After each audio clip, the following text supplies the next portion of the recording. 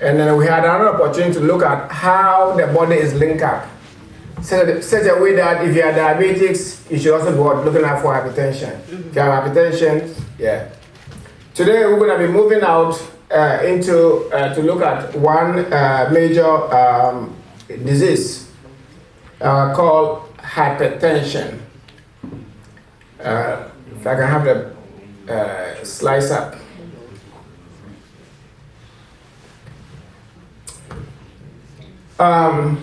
So among in the medical field, we usually use the word hypertension, but within the community or the layman, we say high blood pressure. And then later on, we're gonna get to know. So now it has a new name, a third name called what? It's a silent killer. So we're gonna kind of figure out why it is called the silent killer. So our objective today, for us to understand high blood pressure, we have to look at the source. So this is coming from the organ called the heart. The heart is located around this region. Okay, if you have a fist, it's just like this size.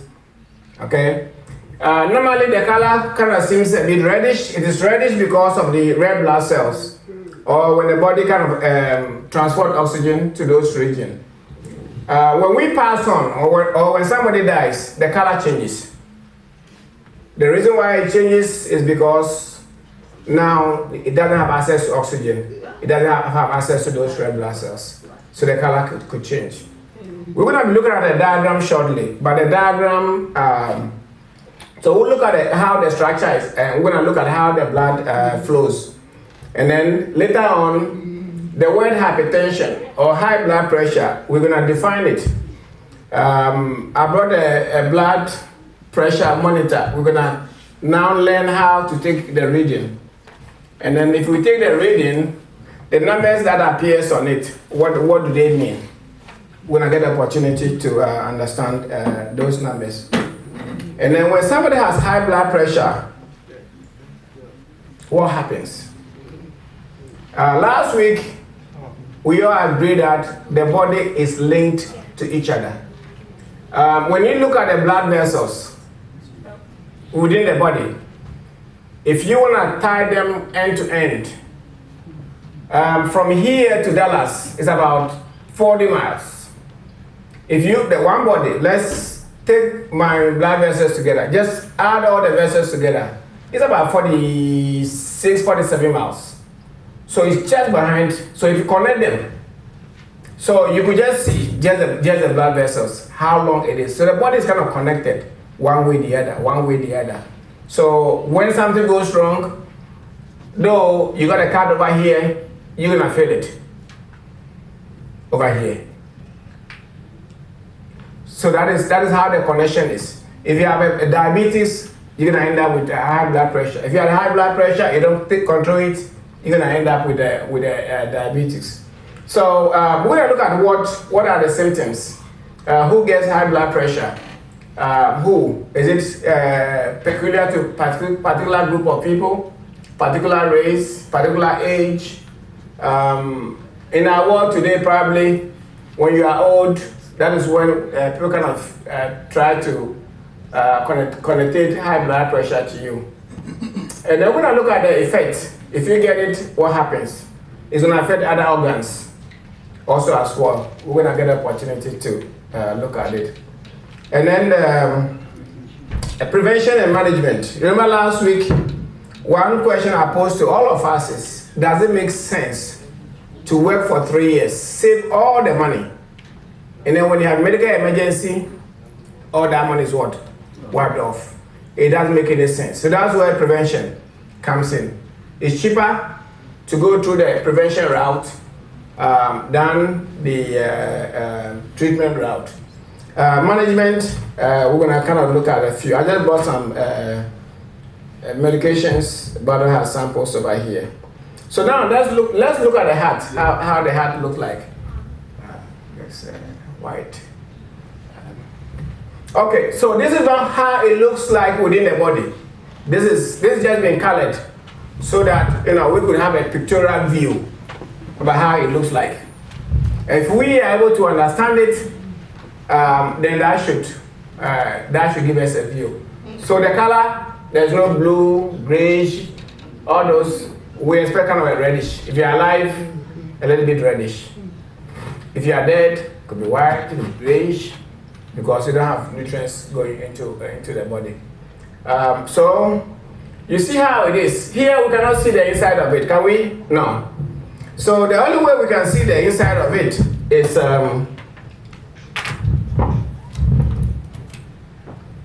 so I brought a cut apple, okay? If I cut this apple, right, can we see the inside? No. The only way we can see the inside is when it's cut, okay? When it's cut, then we can see the inside. So we're gonna look at the heart, okay? This heart, when it's kind of cut, so that we can look at what actually goes in there. This is a little bit of science, but I wanted to use this one to illustrate how the heart works, how it's able to pump blood, why the need to take care of your heart. If you understand how it works, what brings it together, then you're gonna have the obligation to protect it. But once your heart stops, you are gone. Okay, so if I cut the heart into two, okay, just like this apple, this is how it's gonna look like. So pretty much, the heart is made up of muscles, okay, muscles. It's not like the skeleton, and you don't pay, just muscles. That is how it's made up of. So all around this place, these are muscles. These are blood vessels. Okay, some blood vessels, they bring nutrient, oxygen, or carbon dioxide to the heart. So we're gonna look at them. The heart is divided into 4 chambers. So when you open it up, it's divided into 4. There's 2 on top, 2 areas on top, and then there's 2 areas on the bottom. So usually, when we take in air, right, we take in oxygen, we breathe out carbon dioxide. Then oxygen goes into the body uses it, and then the waste carbon dioxide is what we breathe out. So all this goes through here. So over here, this is where the blood carrying the carbon dioxide comes in. Okay, this is the right side. Because I'm standing here, this is my right. For you, it's going to be your left. So look at me. This is the right side. Okay, so the blood, it brings blood through these vessels into this chamber. There's 1 chamber here, 2 chamber here, 3 chamber here, 4 chamber here. So that is where we have those 4 chambers. And then there is something called SA node over here. It's more like an electrical impulse. We've had cases where people are being given pacemakers. They put pacemakers in their heart. Okay? There's a conduction system. Something has to trigger the whole heart to work. There's a switch. If that switch is not good or it's not working properly, that's why they kind of put a pacemaker to kind of get the heart to pump to work. So in between, this is the right side.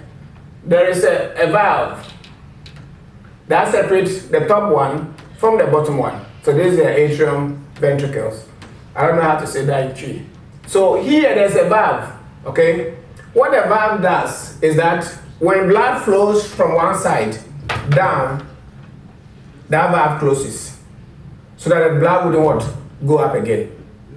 Okay? So that is how those valves are. So there's one here.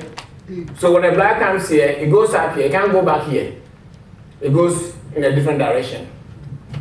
And then we have arteries. So when you look at the body, if you look at, you can see what we usually see as blood vessels. There are arteries, there are veins, there are capillaries.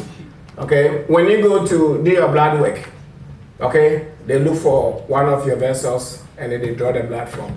So the arteries, usually, they are those vessels that carry blood or oxygen away from the body. Okay, so they take away. The veins is what brings to the heart. The veins brings, the arteries takes away. Okay, so those are the only difference among them. And then with the four chambers, there is a divider called a septum. This divides it. It's over here. That way it doesn't. So if here is this side have a carbon dioxide blood, it's not going to mix out with an oxygen blood. So this can kind of divide the heart into the right side and then the left side. The right side also has two divisions. The left side has also two divisions. And these are the walls. Yeah, these are the walls. Okay, over here we can see that the walls on this side is thicker than here. And we're going to understand why that one is thicker than. And then outside the whole heart, there is a protective mechanism too. And there's a sac that holds it into place. So when the Bible talks, I think Psalm 139:14.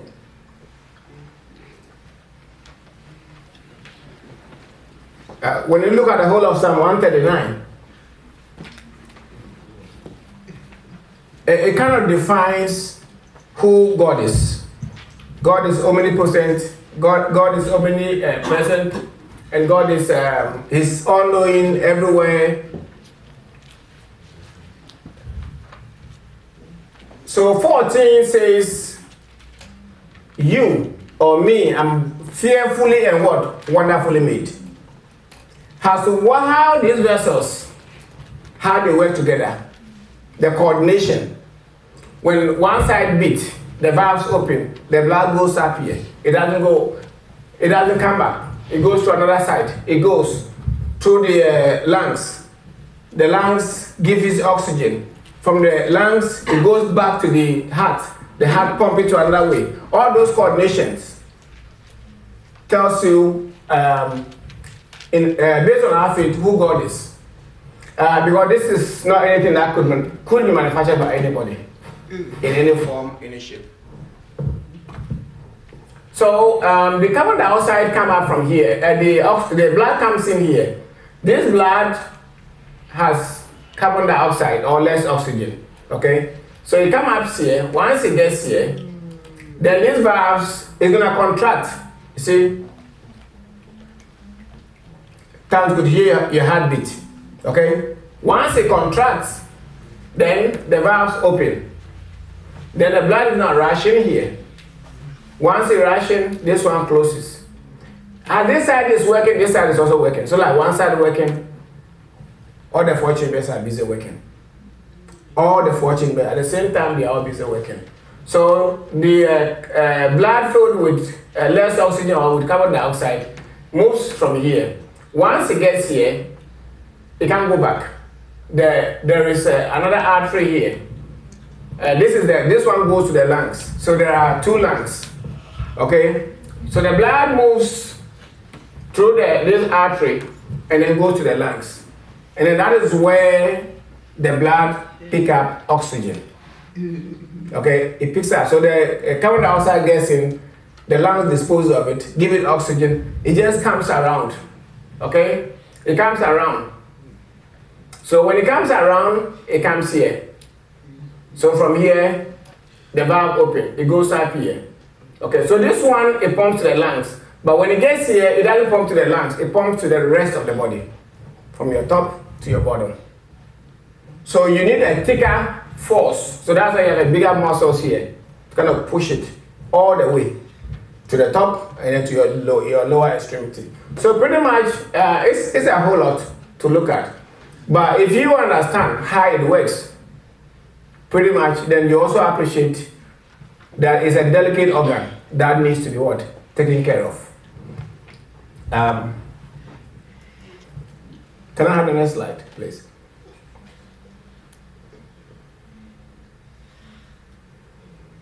Okay, so the functions, as I've already said, we spoke of oxygen, we spoke of the carbon dioxide. So that is, it handles them. And then when your heart beats, talk about the electrical system. on the atrium, the top right side. That also controls your reading and then your speed. Cases to, there are some people that have to go back to the hospital, and though they are alive, they have to be given shock to kind of reset that electrical impulse.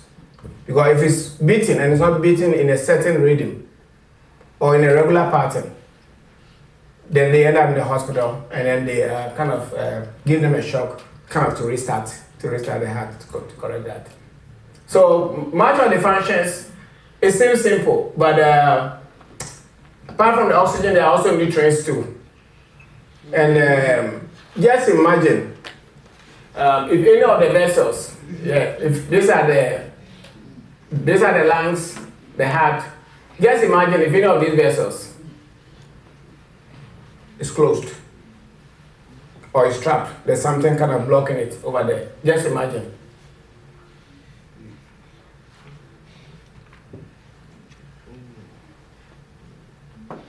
So now you appreciate all this. There are millions and millions of this. This thing that you see, like tree branches, millions of them. So that is how. So the blood kind of carry nutrients, carry oxygen, carry carbon dioxide, and then it goes through the body.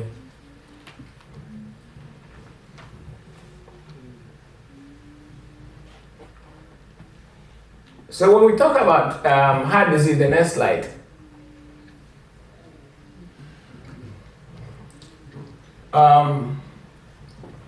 The reason why it had a third name as silent killer is because when most people have high blood pressure, they do not know. Somebody could even have a pressure of about 140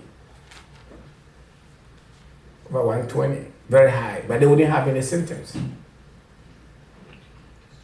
And when that happens, just as well, you could just be gone. So unlike other diseases, this one, it doesn't give you any warning. So it could be a child, it could be a lady, it could be a gentleman, it could be an elderly person or not. It is. So in the US, every 34 seconds, I don't know when I started my presentation, every 34 seconds, somebody dies.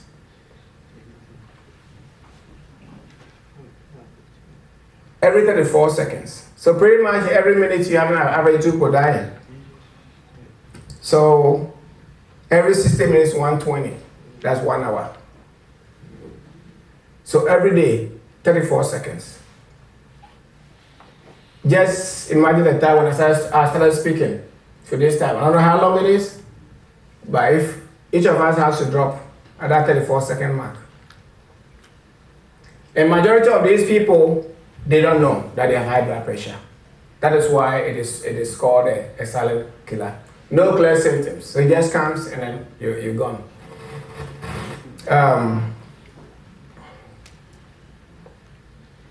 So we've been talking about high blood pressure. So what is actually the blood pressure? So when we look at the heart, we look at the vessels, the arteries, the veins. Okay, take this now. Okay, so let's assume. Okay, let's assume this is an artery. Let's assume. Okay, it's a blood vessel. Okay, so when the heart pump, blood is gonna go through this. When it goes through that, as it moves through, it exerts a force on the walls of it, the inside of it. There's pressure. Yeah, that pressure is what is measured. So blood pressure. Yeah, we're just trying to find out what force is the blood exerting on the walls of your arteries. Remember, the arteries is carrying what? Blood away from the heart. So that is how we measure. So for us to define what a high blood pressure is, or a low blood pressure, or a normal blood pressure, we wouldn't know. As I said, because it's a silent killer, you wouldn't know whether your pressure is high, is low. You wouldn't know. The only way to know is to measure. So that is the,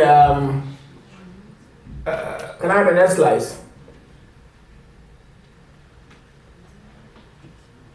Okay, so this is just what I just spoke about. So when the heart beats, it pumps blood into your blood vessels, which is this one.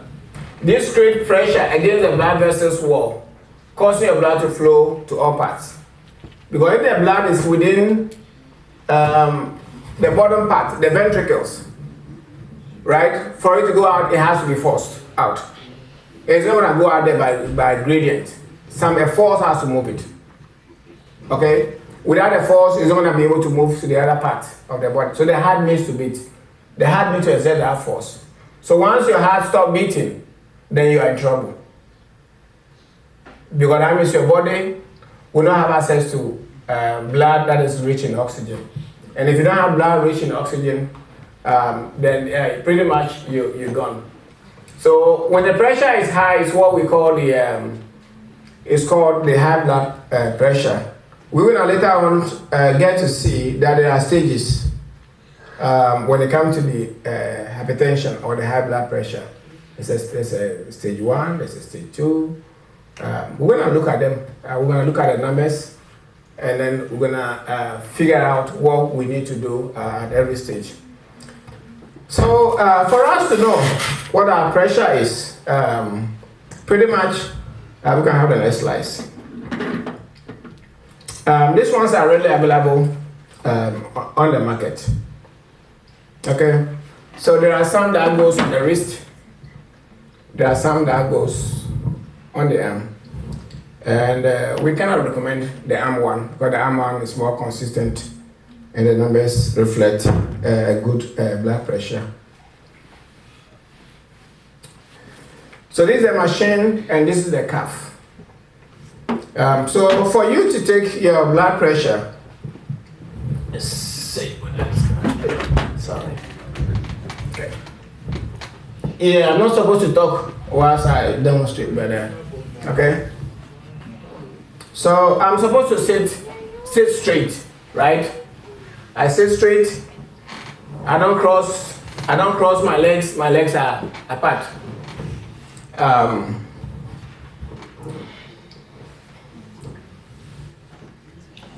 I usually drink coffee in the morning, so I can't drink coffee. I can't measure I have to wait like about 30 minutes.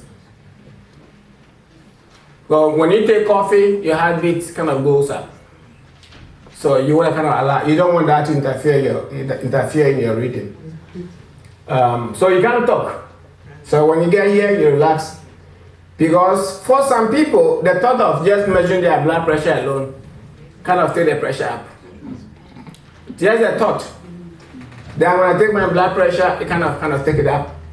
So they want us to kind of relax for about 5 minutes. You can take deep breath. We sit upright, keep leg on cross, and then we want to make sure we have a very good device. We want to make sure it's working properly. And then the cuff, this is the cuff. When we put in the cuff, okay, I have a watch, it's tight, so I want to kind of take it out because that may also interfere. So you shouldn't be kind of, if you have tight clothing on you, you want to loosen if your pants is tight, you want to loosen it. Okay, yeah. Okay, so it goes on it. So the end of it should be at the elbow. We can't take the pressure here. Okay, we want it all the way up here. And then we're gonna slap this on it. Okay. This should be at my chest level. Okay, so this needs to be a little bit higher.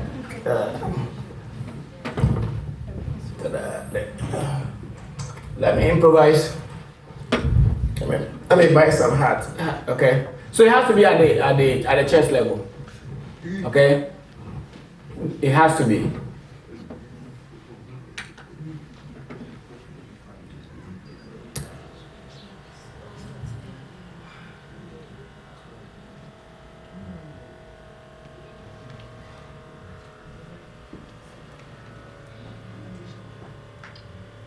I thought you have 10 it.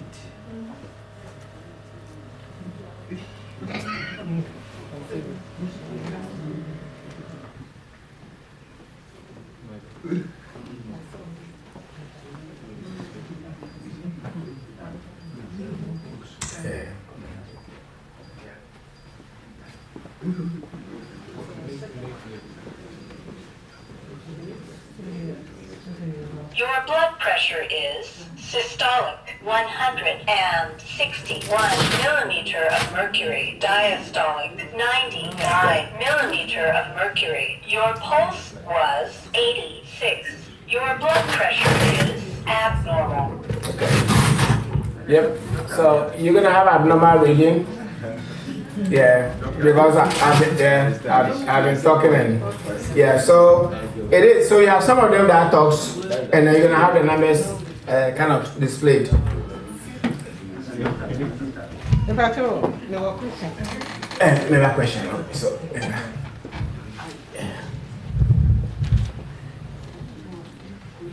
Yeah, so we want to make sure all those we to get a good reading. We want to be in a good state of mind. If you have some bad news, you have some anxiety issues going on, somebody has made you angry, that's not a good time to take your blood pressure. Okay? Don't get on the phone, blast somebody and say, oh, let me go and take my blood pressure. Yeah, it sucks. You don't want to go get a good reading. Yeah, so we want the heart to be at a resting stage when you do that. And you can't just go for a walk and then come back, because we said that, exercise can lower your blood pressure, you come into, when you come back, it's going to raise it up. When you exercise, your pressure usually goes up, and then it's going to stabilize. So we want more like in the resting stage. So when you do this often, then when you go to the doctor's office, and then they measure your pressure, they say 180, because you already have a history of what you've already done over last month, last week. At least when they show that, then they know that, okay. Because some people just see the doctor alone, the pressure is up. But if you have your own reading written down or stored, now we have different machines. You will just do the reading, it gets transported into the app. So when the doctor could look at it and then could kind of know that, okay, this is the one that they just did is abnormal. Last week we talked about the sugar. When they use the test strips and lancets, when they use these ones to test at the office, it probably could be high. But if they do the A1C, which measures from about 2 to 3 months, it gives the average and a good reading for that. So that is how. Luckily, we have the machines. They're not expensive.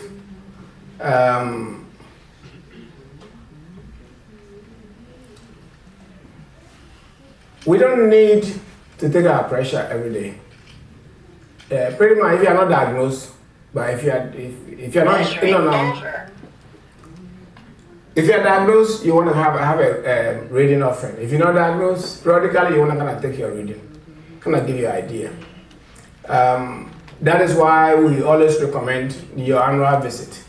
So when you go for your visit, your doctor can compare your last 2 years numbers, your last year number, and then this year, and look at it whether your health is deteriorating or is still the same, or probably is improving. So the annual checkup is something that is important.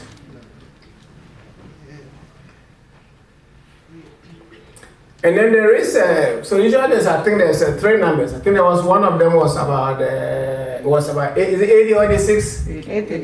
86. So that is a pulse. Okay. So we're looking at the pulse between 60, 1700. Kids usually have a higher pulse because their hearts beat faster. Newborns have a higher one than us. So based on your age, you have a different measurement scale for kids and then for adults. So when your heart beats, it has to beat in a particular rhythm. There's an average number of times. So if your heart is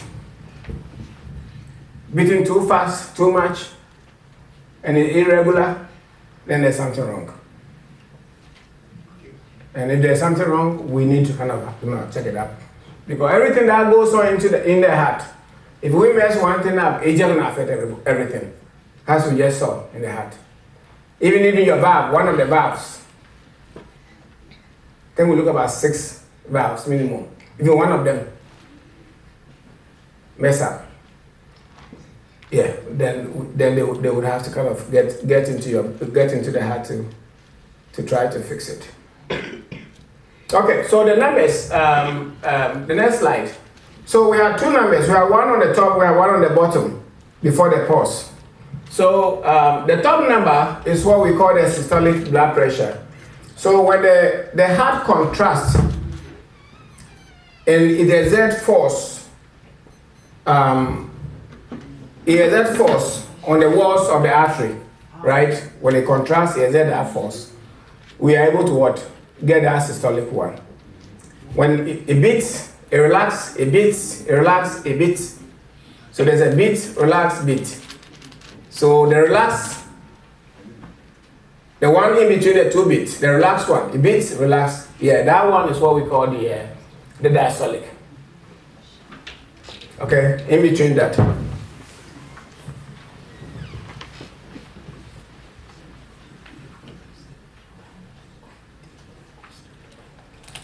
Okay. So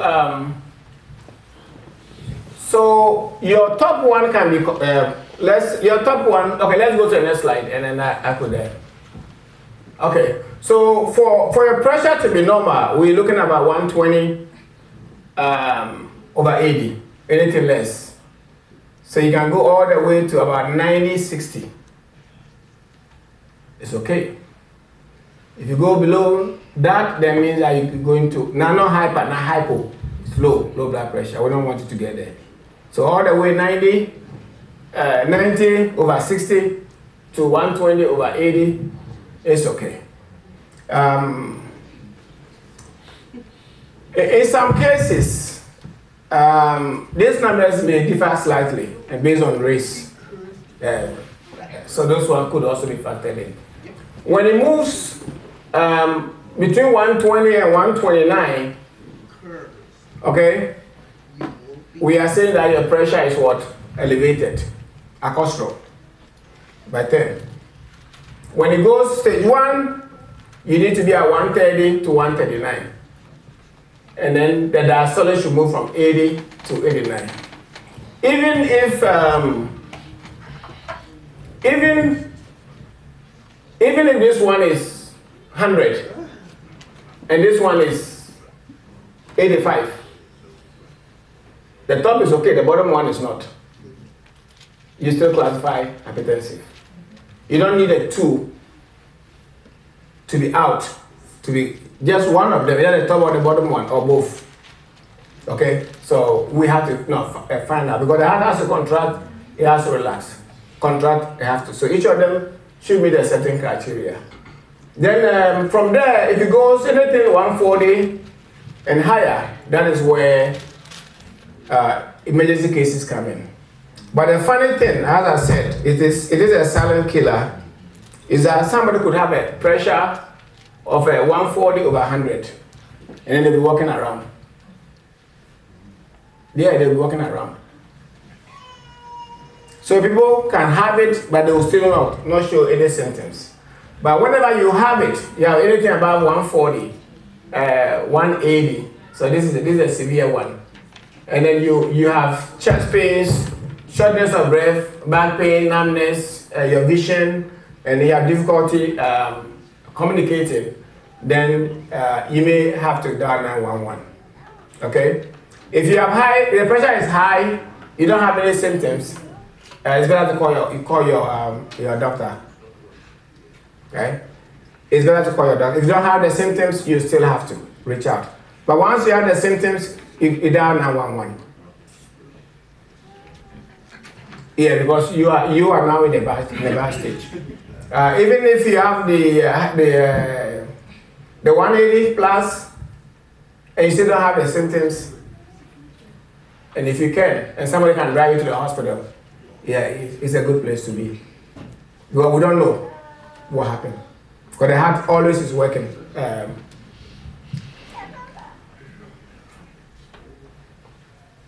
So those are the numbers. So we always want to be around here, and that should be our goal. Can we have the next slides?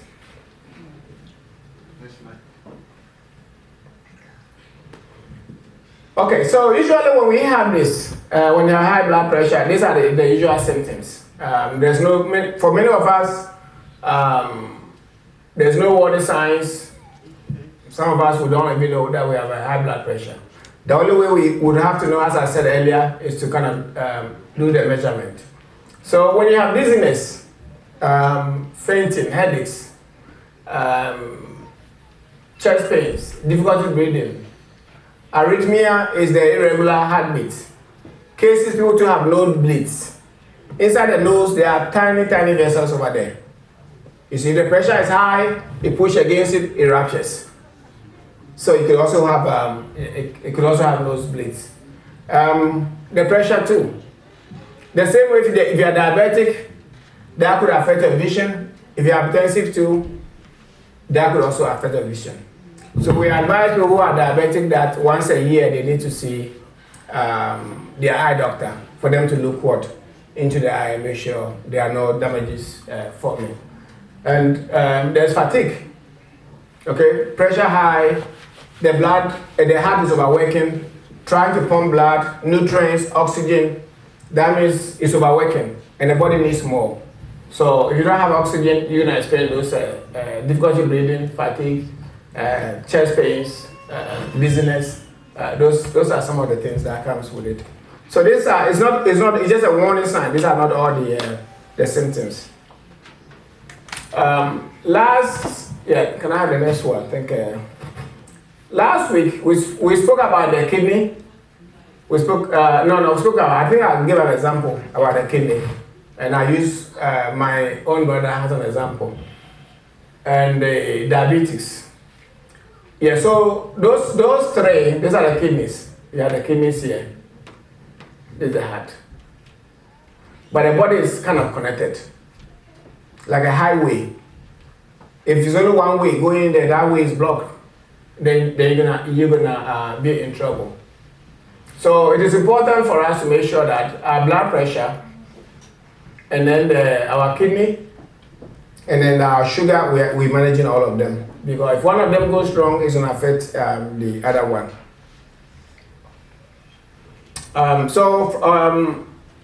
Next slides, and then we're gonna see that. So this is the blood pressure. That one could harm the heart, and then because your pressure is high, your heart is overworking, trying to get oxygen to all the parts of the body, except those two lungs.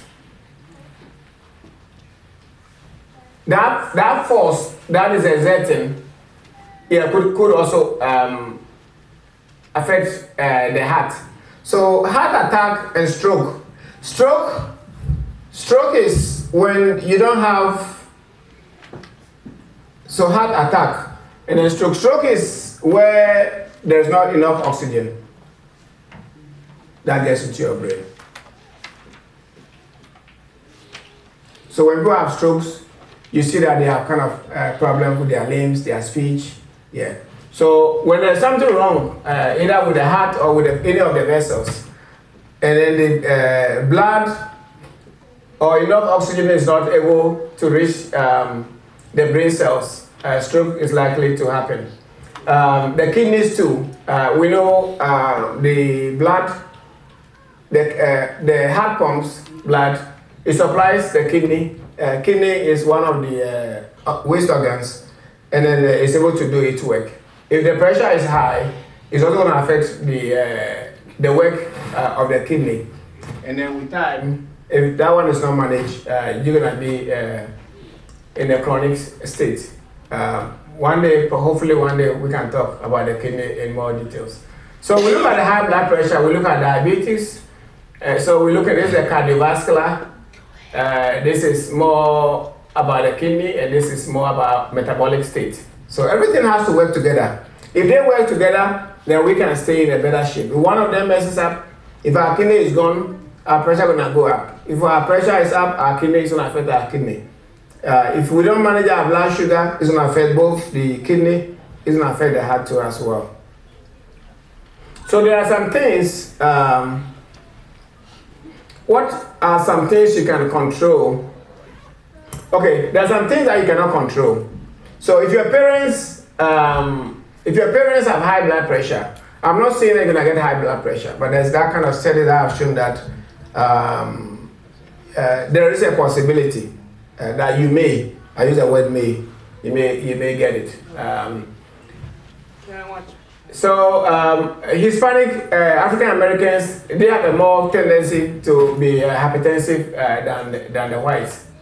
The older you are, age, the older you are, the more likely you're likely to develop your high blood pressure, because the organs, I'm not saying you mass it out year after year like a car. You put a lot of mileage on it, so more likely.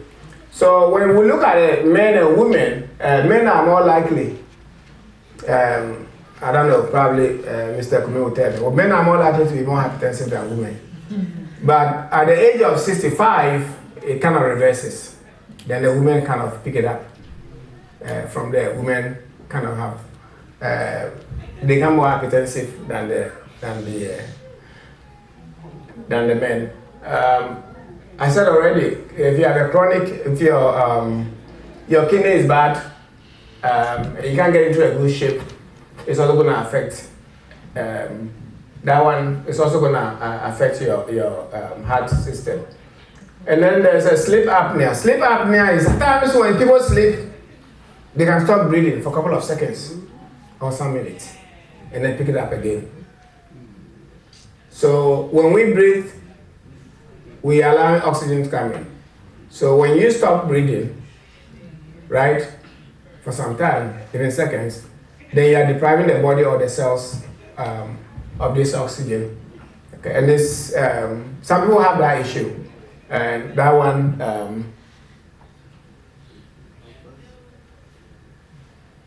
they will have to find ways and means to manage that.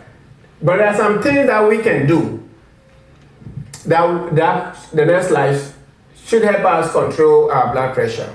So we already established that. Diabetes, we know already. Obesity, weight gain, we know that one already. Cholesterol, we know that. I'll show a picture. So you're gonna have a look at the artery, and then inside the artery, you're gonna see what is in there. And then if we don't eat well, we're also gonna look at what we expect. If we don't eat well, and then if we always at one place, watching TV, not being active. So I don't know whether we can drink alcohol, but you tell me no. So if we can avoid things that we can avoid, we can. Alcohol is one of them. If you smoke, as we age, people get arthritis, knee pain, back pain. So we end up taking this medication like ibuprofen, that's Aleve, Advil, those NSAIDs. So those ones we want us to limit it. Shouldn't be every day. So ibuprofen, you can take it like 3 or 4 times a day. Naproxen, like 2 times a day. It doesn't mean that every day. Whenever you are in pain, you take it. If you're not in pain, you don't. Because those medications have the tendency to draw in water. If you increase your blood volume, that's also going to affect that. Herbal supplements. So a lot of herbal supplements on the market. We also have to be careful about them. I know we may get some questions on that. And then recreational drugs, those marijuana, those weed and stuff. So there are some things we want us to limit. Those are caffeine. So I am a coffee drinker. I drink coffee every morning. So those are the things I have to we have to limit how much because caffeine kind of raises the blood pressure. And then there are some medications we get when we have, when our nose is blocked, we just want to kind of feel, we go to, we need an Advil, a Sudafed, those medications to have that tendency to also increase the blood pressure. Okay, so I wanted to show you the arteries. Okay, so over here, so that's the heart. Okay, the artery. So this is a healthy one. Okay, doing its work, carrying the red blood cells. And then if we don't take care of it, these are fatty deposits. It gets in there. They get clogged up, like your sink in your house. Yeah, if you don't take care, just dump anything inside, you're gonna get clogged. So as you get clogged, that means your heart has to push more to pass this area. Because the body needs its nutrient, it needs its oxygen. So the heart has to overwork. So the more we are depositing here, we are overworking what? The heart kind of. And then if you continue, then it's just gonna form and stay there. Plaques. So within if we don't take care of our teeth, we have some dark spots in there. Some of them we have to go to the dentist for them to kind of remove them. Yeah, it's the same way. They're gonna get in there.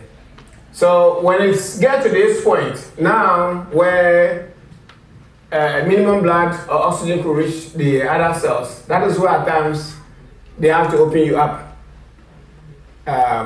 What they do, they give you some medicine you drink. They do a scan to look at your blood vessels, and then they will see where the blockage is.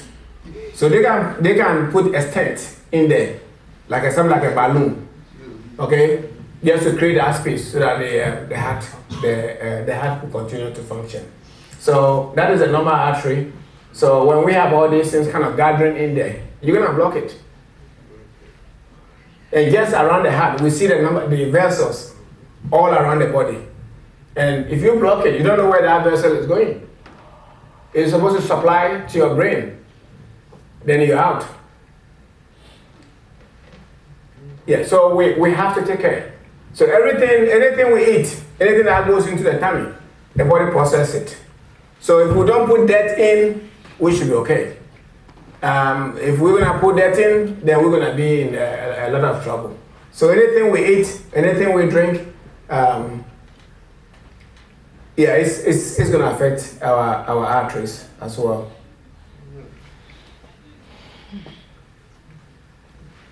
So when you get high blood pressure, some of the things that they can have the next slides.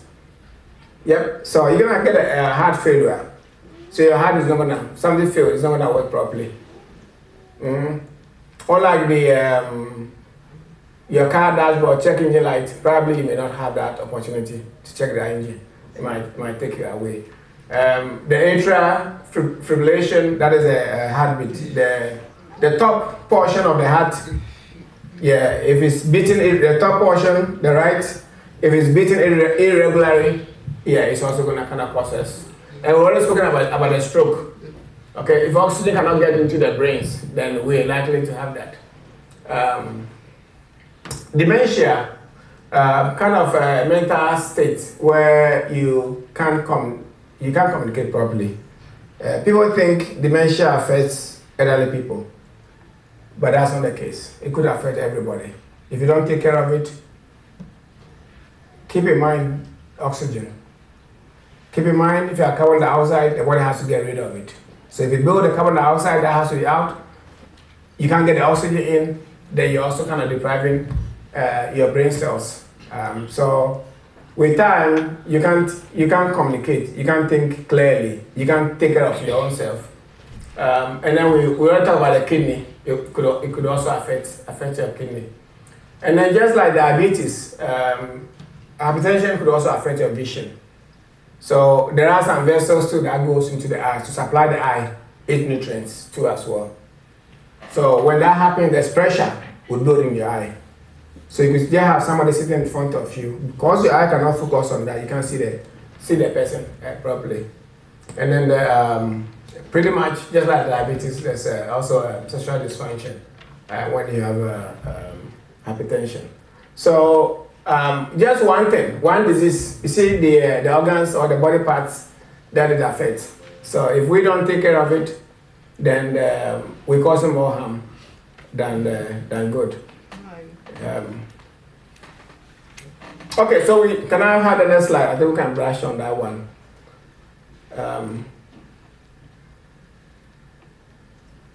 Okay, so I already spoken about this. So when you have your pressure, you don't have any symptoms.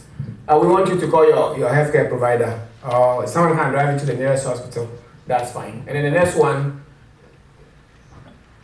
and then if you have, you have those symptoms, then all that we wanted you to do is don't do anything. Don't call your doctor. Call 911. And that is it. So you want the emergency people to come, probably stabilize you before they take you to the hospital. So we look at the heart, how the blood flows, how we measure the blood, what is actually involved in measuring the blood, the parameters, where we need to be. But there are some other things too. For our healthy state, we need to, next slide could tell us that we need to make sure our blood pressure always is always less than this, but it shouldn't be below 90, 60. We talk about the A1C. We want to make sure our glucose also is good.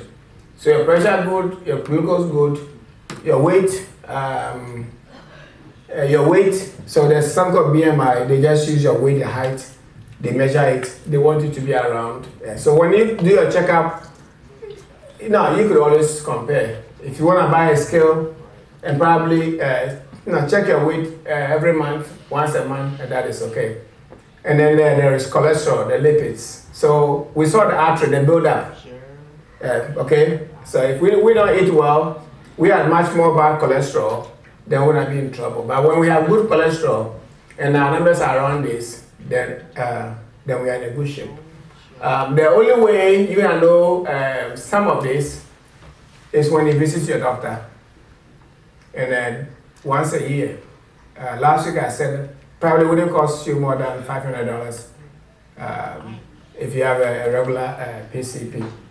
I don't know about the lab, I've seen the doctor, but once a year, if we invest in our health, that's going to save us a lot. Next slide.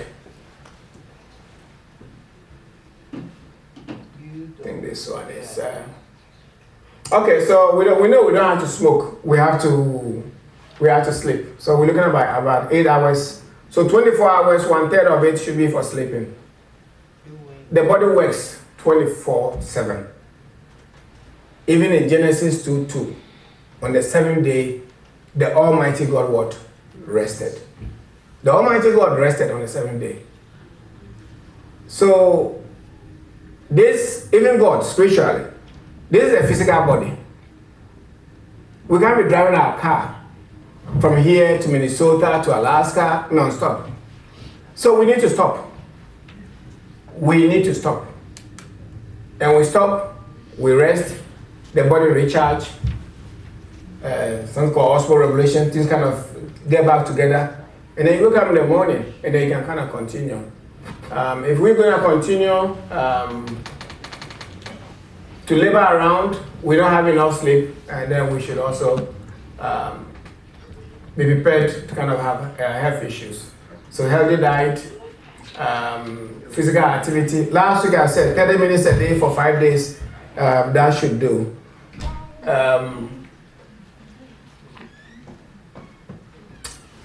Then on the diet issue, so when you become hypertensive, most likely your doctor is going to refer you to a dietitian. So they want you to have certain amount of servings on each plate, what food you can eat. Because at the end of the day, what goes into the body is what comes out. If you eat good stuff that the body needs, it's going to function, it's going to live well for you. Bad stuff, it is. So we can see that they want us to limit on fats and sweets. Okay, more grains, more vegetables. Luckily for us, on this side of the world, we have access to them, right? Compared to Africa, now here we have the varieties, and luckily for all of us, we have the money to buy apple, to get banana, to get some persimmon. You have you can get a whole fruit basket too as well. Yeah, so we need to kind of incorporate some of this into our diet. Okay, if you know you eat a bowl of fufu, you know, if you can eat half and you can eat half a couple of bananas, oranges, that kind of stuff. No, we have to. The older we grow, the more the challenge. So if 45 and above, either we are digging our grave or we are preparing to. So we need to make sure we are having a healthy diet. So when you are hypertensive, you're gonna end up on you're gonna have a restricted diet. Okay, based on where you find yourself. So we wanna make sure if this is a full plate, right? We wanna make sure half of it, they are veggies and fruits. A quarter of it, grains like brown rice, and then we have a quarter like beans, protein. So it's a half, quarter. That makes it a full plate. Okay. So we have to make the effort. We have to. But when we get sick, it's gonna cost us more money. And excuse me, you're gonna inconvenience your spouse too as well. Then the last two things I want us to talk about on that one, you can have the next slide. It's about salt. Okay, salt. Okay, so we need salt. It gives us taste in our food. At the same time, salt also pulls water into the body. When you do that, a lot of water, your blood volume is up, your pressure is gonna be. So we need to kind of regulate. The older we grow, the less the tendency we likely to exercise or to walk around. So now we have to be mindful about everything that goes into the body. So salt too, we have to kind of look at the salt. And this could also, the sodium could also affect some blood pressure medications too as well.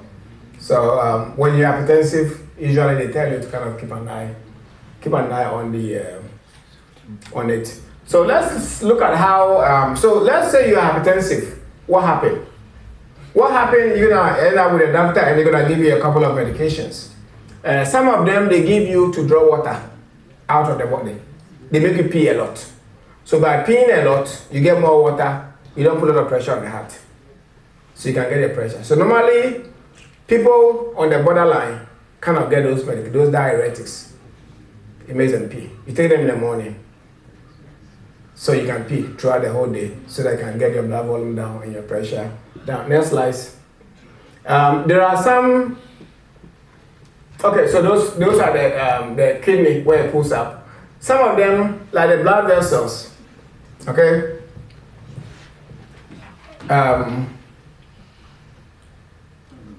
Okay, if I hear any bad news right now, you're gonna panic, right? You're gonna have anxiety. And when that happens to your blood, this vessel is gonna constrict, right? If you constrict, your pressure could yeah. So we're gonna give you some medication, kind of make sure it relaxes it, so that the blood could flow. We have also medications to okay, so the blood you decrease the heart. Okay, and then when you do an exercise, right? You do an exercise, your heart beats. You pump in the adrenaline, your pressure goes up. We also have medications that could also affect that adrenaline to kind of make sure your. So we look at where you are, where the problem is. If your vessel is clogged and it's due to cholesterol, then we're gonna first manage your hypertension, and we have to pick out the cholesterol too as well. So you have somebody who is hypertensive, but the person is also on blood pressure medication. And at times we'll give you some medication also to protect the heart, because we know the next things that's going to happen is going to have heart-related issues too as well. So in summary, I want to say self-care is healthcare. Self-care is healthcare. Nobody's going to take care of you. Nobody. Zero.